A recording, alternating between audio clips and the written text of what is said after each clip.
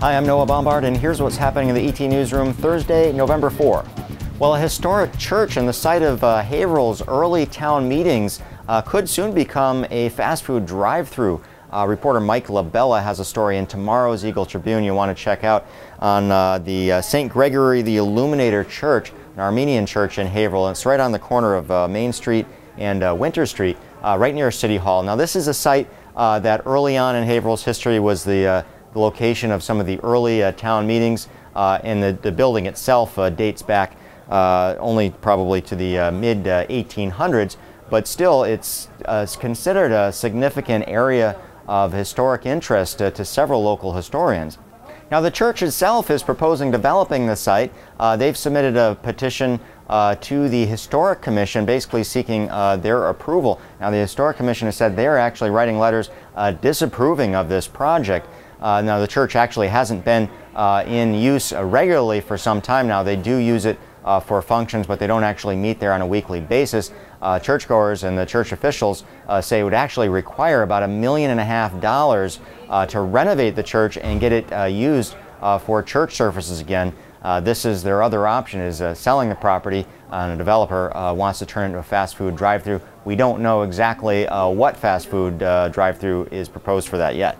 So as I said, the Historic Commission is actually disapproving of that, although they don't have an authority to approve the actual project. That goes before the Zoning Board of Appeals, which is going to meet on this on November 17.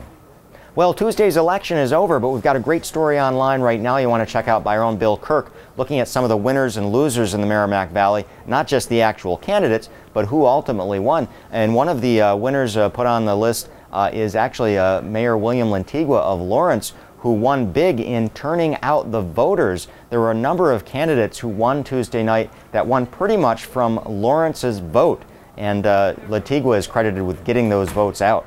Now, Feingold and Teresi were both pulled big votes in Lawrence despite losses in the towns surrounding them. And actually, a Republican candidate, Paul Adams, won, who also took Lawrence with Mayor Lantigua's recommendation. So definitely the mayor earned some clout from this election. There's a number of elected officials who probably owe him one.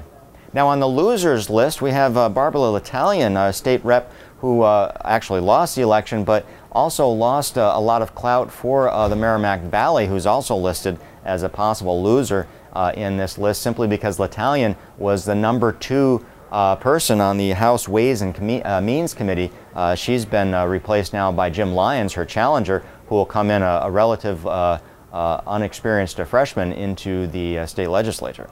So do you agree with this winners or losers list? We'd like to hear from you. You can read that story and chime in on the end on your opinion on whether you think these are the real winners or losers, or who you think they are. Well, just a reminder, as always, you can find all this content and a lot more at eagletribune.com right now.